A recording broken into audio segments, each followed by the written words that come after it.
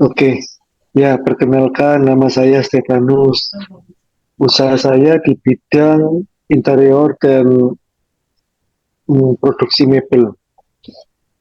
Baik, ini enaknya dipanggil apa? Mungkin Om atau Ya dipanggil nggak apa-apa, terserah. baik Om. Jadi hari ini agenda kita adalah sedikit berbincang-bincang mengenai Mm-mm. bisnis yang sudah Om geluti. Jadi nanti ada beberapa dari rekan-rekan saya untuk mewawancarai Om atau sekedar bertanya-tanya untuk mengenai tips, trik, atau motivasinya untuk memulai usaha mebel itu. Mungkin Ya, dari teman-teman penanya, mungkin bisa langsung saja.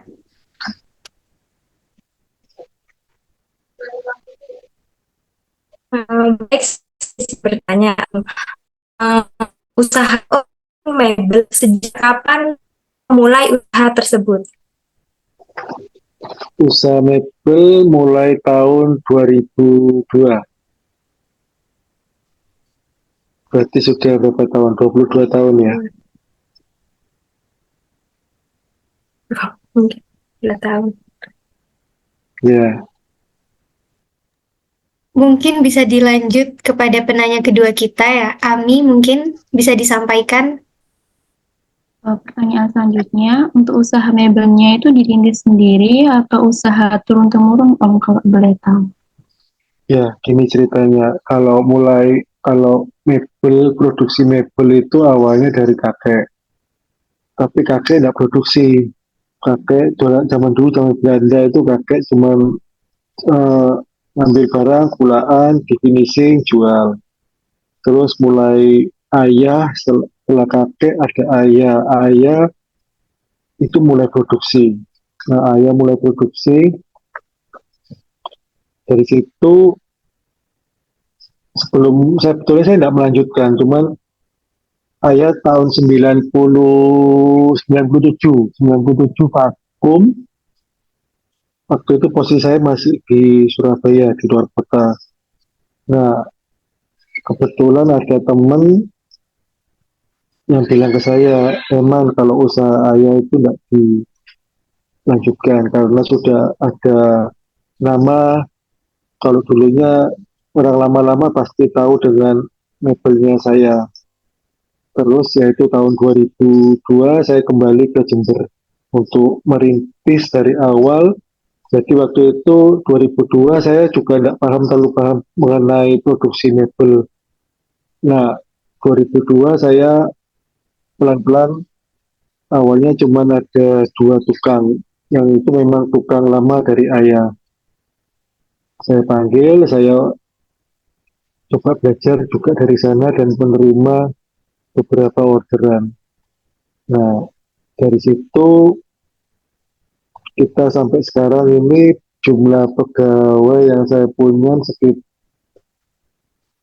20 orang. Itu cukup? Ada lagi?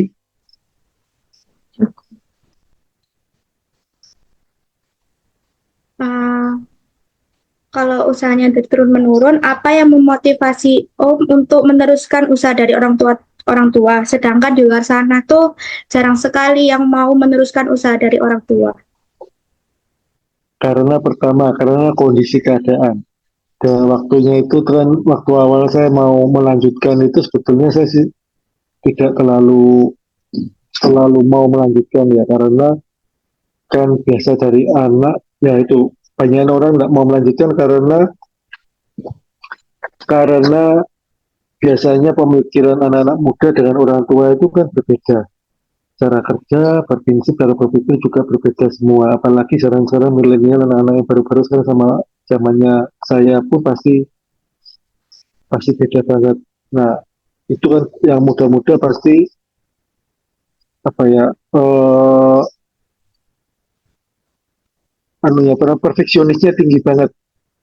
Sedangkan untuk di lapangan kita tidak bisa bekerja seperti itu karena banyak faktor X, sumber daya manusianya, bahan dan lain-lainnya. Nah, yang memotivasi saya itu karena kondisi keadaan waktu itu. Waktu itu kebetulan saya di tahun 2002, saya di Surabaya, usaha saya di Surabaya tidak berhasil.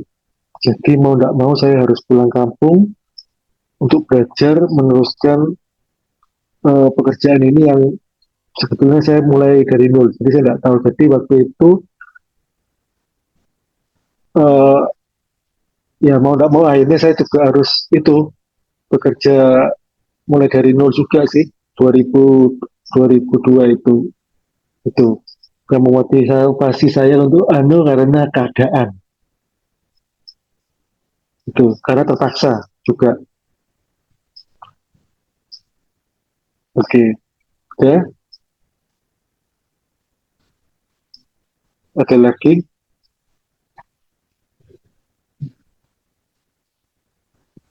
Saya izin melanjutkan tanyanya ya, Om.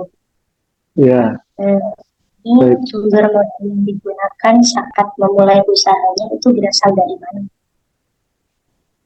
Oke. Maaf, agak putus-putus tadi. Gimana? Tolong diulangi. Saya ulangi ya, Om. Ya. Sumber modal digunakan saat memulai usaha itu berasal dari mana?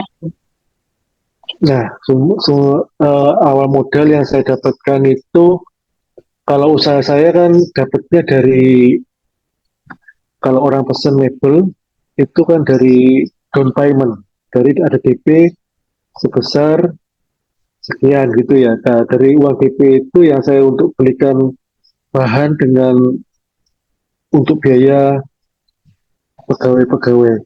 Jadi kan kalau tukang itu kan bayarnya kondisi, kalau tukang bayarnya mingguan di tempat saya. Jadi dengan uang down payment itu yang saya gunakan untuk usaha di pekerjaan saya itu PDP. Di samping juga misalnya dengan kondisi tertentu ya kita terpaksa pakai uang bank juga itu. Udah. Saya izin bertanya kembali ya, Om. Ya, nggak apa-apa. Dalam usaha mebel ini, produk apa saja yang sudah diproduksi atau dibuat, dan untuk bahan bakunya itu berupa apa saja dan diambil dari mana? Untuk yang bisa saya buat itu semua, dari almari, kursi, meja makan, kursi, sofa, almari, tempat tidur, pokoknya semua yang ada di dalam kebutuhan interior itu saya produksi semua. Untuk bahan saya ngambil di beberapa toko di Jember dan beberapa toko di Surabaya, karena ada beberapa material yang di Jember tidak ada jual. Itu sudah. Lanjut. Udah mau tanya Ya, lagi? baik.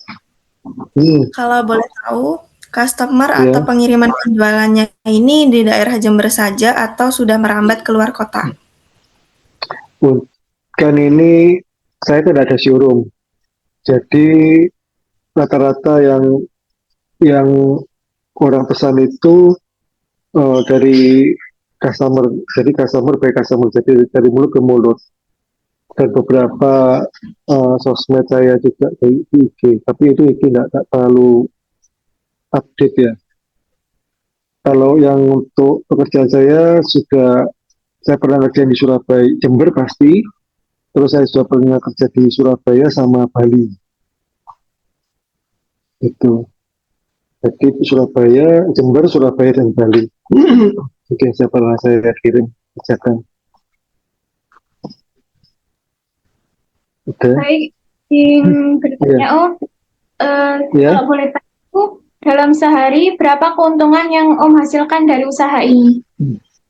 Ya, kalau mau tanya itu karena saya kan produksi, jadi beda dengan dagang. Kalau dagang itu ada perputaran uang dalam harian. Kalau saya malah kan saya dari DP yang 50% ya, anggapnya DP itu 50% dari, misalnya kalau orang pesan 100 juta, berarti 50 juta harus setor ke saya dari situ. Itu yang harus saya keluarkan terus selama hasil produksi selesai. Anggap aja nanti kalau misalnya ini orang pesen rata-rata misalnya ke saya satu rumah itu untuk produksi semua interior bisa 6 bulan sampai 1 tahun. Jadi karena kita produksi dari bahan mentah, triplek, semuanya dibentuk jadi seperti almari apa itu dari nol semua. Dan proses desain pun juga itu juga makan waktu untuk menggambar itu. Nah, untuk keuntungan itu anggap aja misalnya keuntungan saya dalam project itu saya minim harus 50%. Kenapa saya harus 50%? Karena produksi saya lama. Kalau dalam 50% saya bisa menyelesaikan 4 bulan, berarti saya keuntungan sebulan bisa 10% lebih. Tapi kalau sudah 6 bulan, berarti saya keuntungan saya tidak sampai 10%. Jadi kalau seperti kan saya ini seperti kalau orang kulit padat karya. Jadi kalau semakin tukangnya, karena saya pakai manual semua, dan itu karena saya custom, jadi bukan yang seperti kayak Olimpik, satu item pesennya langsung berapa ratus atau berapa ribu. Karena saya custom tiap rumah pun beda-beda. Jadi by design, juga by order.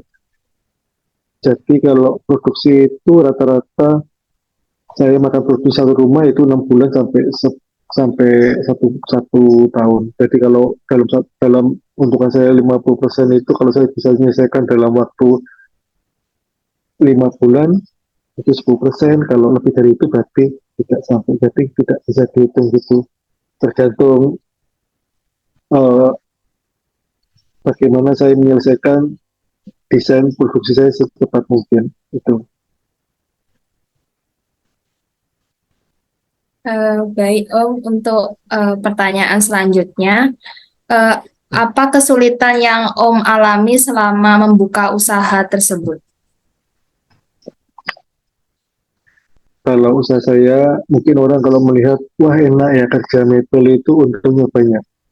Padahal yang saya hadapi tiap hari itu adalah karyawan. Di mana karyawan kadang-kadang namanya manusia ya, hari ini tiba-tiba nggak masuk, ada acara ini atau besok nggak masuk karena ada acara apa. Sedangkan produksi kan harus berjalan terus.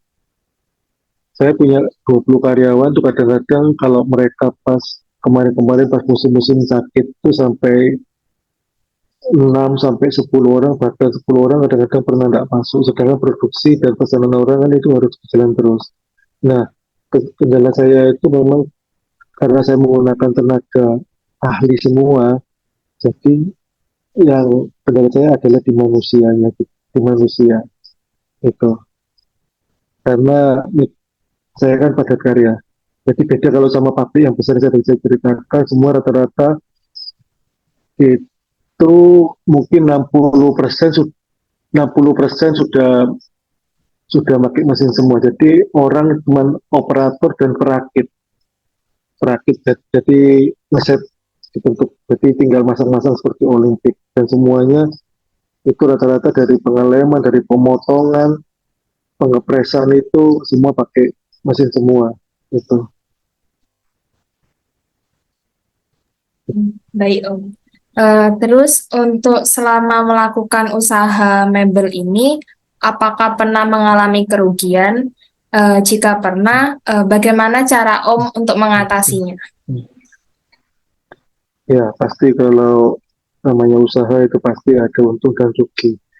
Dan kalau di rugi tempat saya itu rata-rata ya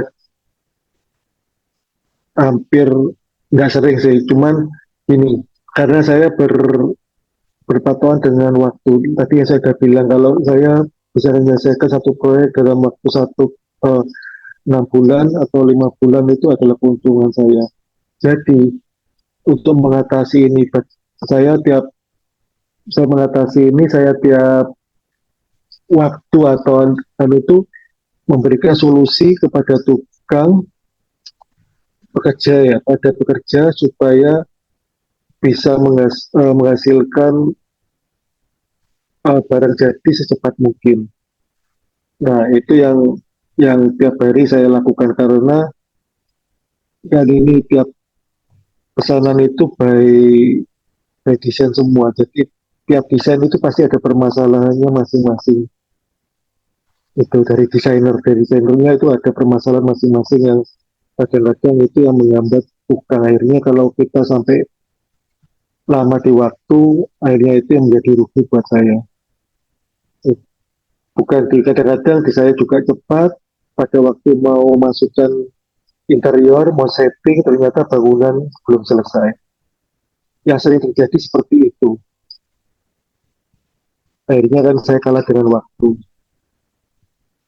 Gitu, ya. Ada lagi ya. Untuk selanjutnya, apa yang Om anggap sebagai kunci kesuksesan dalam menjalankan usaha mebel ini? Kalau kita bekerja dengan hati, dengan tulus, pasti semua hasil kerjaan itu akan maksimal. Kunci di saya itu adalah memuaskan pelanggan, bagaimana pelanggan itu bisa puas dengan hasil kerjaan saya. Karena menurut saya, yang akan saya tanamkan ke karyawan saya, kalau orang pesan di tempat saya, berarti orang itu menghargai kerja kita semua. Karena kalau orang mau beli lemari, banyak yang jual lemari di toko A, B, C, bahkan di Informa atau di IKEA itu banyak yang jual.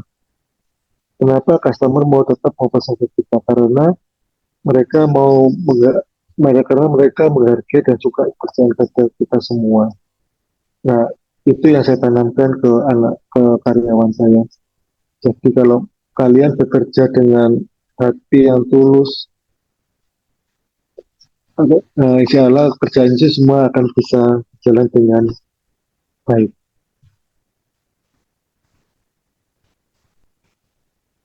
Itu. Oke. Baik, untuk yang terakhir ya Om, sebagai anak muda nih, kita juga pengen menjadi pembisnis yang sukses seperti Om. Nah, boleh nggak sih kasih kita tips and trick untuk anak muda yang pengen memulai bisnis gitu Om? Boleh.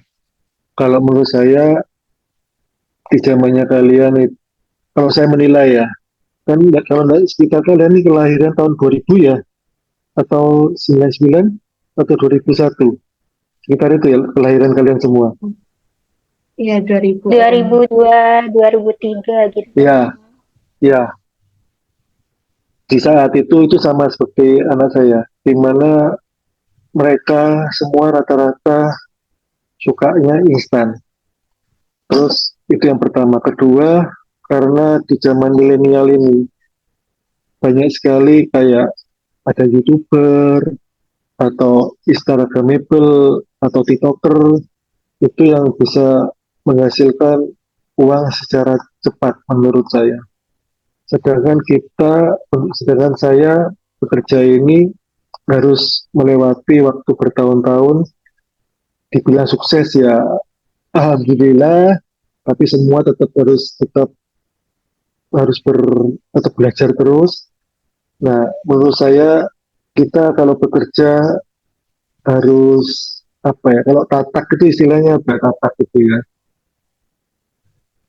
Tatak itu berani menerima tantangan.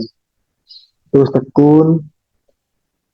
Jadi setiap pekerjaan itu pasti ada permasalahan. YouTuber pasti banyak juga permasalahan di sana. Itu bekerjalah dengan hati yang tulus karena hasilnya akan bisa maksimal. Kalau kalian bekerja cuma melihat untung rugi, menurut saya itu yang menghambat kalian untuk maju. Karena belum apa-apa dihitung untung ruginya dulu. Karena semua pekerjaan itu butuh proses. Saya di tahun bekerja mungkin di awal saya di tahun 2000 sekitar 2007 2008 di tahun 2008 itu saya jatuh betul-betul jatuh saya. Karena saya tidak bisa mengelola uang yang saya terima di awal. Sedangkan saya bilang butuh proses yang panjang. Nah, di saat pandemi juga demikian, di mana karyawan saya dengan pekerjaan yang tidak sesuai, saya harus menghidupi karyawan. Terus alhamdulillah saya tetap pertahankan karyawan karena saya percaya kalau nanti pasti ada jalan keluar. Nah, alhamdulillah juga sampai sekarang saya bisa bertahan. Jadi semua pekerjaan pasti ada pasang surutnya. Kalau karena saya tidak mendalami YouTuber, pasti YouTuber ini juga seperti itu. Kalau saya bilang kuncinya adalah ketekunan. Kedua, tidak malas untuk belajar. Karena untuk belajar itu tidak akan ada habisnya. Posisi saya seperti ini pun, saya masih banyak belajar ke orang-orang yang misalnya di kota besar, di Surabaya, bagaimana mereka, saya custom juga, bagaimana mereka bisa memproduksi dengan target, misalnya saya bisa menyelesaikan 6 bulan, tapi mereka bisa 4 bulan atau 5 bulan, di mana mereka itu lebih cepat. Nah, itu yang harus saya pelajari. Jadi jangan malas, jangan untuk tetap semangat untuk belajar terus. Jalan milenial, kalian harus cari celah-celah yang mana orang tidak mengerjai, karena persaingan semakin lama semakin tinggi. Sama dengan anak-anak saya juga, karena saya bilang pada mereka, di zaman kalian, kalau kalian takut akan berusaha, kalian tidak tahu bagaimana pekerjaan itu, berproses dan pekerjaan itu. Jadi saya bilang, di mana pekerjaan itu ada di situ, pasti kalian dari celah untuk berkreasi. Jangan, oh itu enak. Misalnya saya nih buka paling mudah, Misue. Nah, Misue, namanya manggilnya Pak Misue ya, Misue gitu ya. Kan begitu banyak banyak orang meniru. Akhirnya masyarakat jenuh. Dengan jenuh akhirnya mereka kan susah untuk bertahan. Nah, kalau kalian yang masih adik-adik ini, coba berkreasi. Boleh ada misue, tapi saya juga harus menciptakan misue-misue lain, tapi tidak sama. Jangan menjiplak pekerjaan yang sudah ada. Itu menurut saya. Tantangan kalian lama-lama semua lah. Nanti saya juga berpikir gimana nanti anak saya bekerja. Itu. Nah, saya bilang pada kalian, waktu adalah uang. Jangan kalian sia-siakan waktu, karena waktu itu tidak akan bisa mundur. Rugi, pekerja rugi, untung rugi itu pasti ada dalam usaha. Di sana kalian tetap, jadi jangan membuang uang bisa dicari, intinya gitu. Kalau kesalahan anak uang bisa dicari, tapi kalau waktu nggak bisa dicari, karena waktu sudah lewat, kalian sudah sampai, wah iya coba, saya gini. Karena saya juga pernah merasakan seperti itu. Hargailah waktu. Itu aja mungkin dari tips dari saya. Baik, terima kasih. Tadi adalah pertanyaan terakhir Om dari rekan-rekan saya yang sudah bertanya mengenai perjalanan usaha Om dari nol sampai akhirnya sekarang sudah banyak ya Om ya yang pesan mebel di Om. Jadi berarti mungkin kesimpulannya kalau misalkan diambil dari cerita-cerita Om dari usaha dari bawah, berarti tuh kalau namanya usaha nggak harus langsung ke atas ya ya, jadi harus pelan-pelan dari bawah, digeluti sampai konsisten, gitu ya ya. Harus dari hati ya ya, kalau melakukan Betul. sesuatu ya. Betul, dari hati. Iya. Itu kalau kalian berproses, memang itu kan kadang-kadang di kalian itu lama banget dia mau cari uang, misalnya 100.000 aja kok lama banget, harus sekian hari atau sekian gitu. Nah, kalau itu memang suatu proses kalian lakukan, itu karena dari proses itu waktu kalian jatuh, kalian akan bisa mendapatkan evaluasi dari jatuhnya kalian gitu, karena kalian berproses. Iya. Kan ada pepatah Gitu. bilang ya apa usaha tidak akan mengkhianati hasil. Betul banget itu, saya setuju. Ya. Jadi Ya, semasa muda ini berarti kita harus meluangkan banyak-banyak waktu ya ya. Belajar gitu ya betul, jangan lelah untuk belajar. Iya. Jangan lelah untuk belajar. Jangan lelah ya Betul. teman-teman. Harus maju terus ya ya. Ya, demi bangsa Indonesia. Hai, Merdeka. demi bangsa. Baik, terima kasih saya sampaikan kepada Om Stefanus Adi sudah meluangkan waktunya di malam hari ini. Mungkin ini seharusnya waktu istirahat, tapi sempatnya meluangkan waktu untuk sedikit berbincang-bincang dengan saya dan teman-teman saya. Sebelum Ya, menutup, kita dokumentasi dulu ya Om ya. Kita foto-foto dulu, tapi fotonya formal Om. boleh. Jangan 1, 2, 3, soalnya masih politik. Oh iya, benar. Berarti 456. Boleh Om. Ini mungkin dari dokumentasi ya. Siap-siap ya.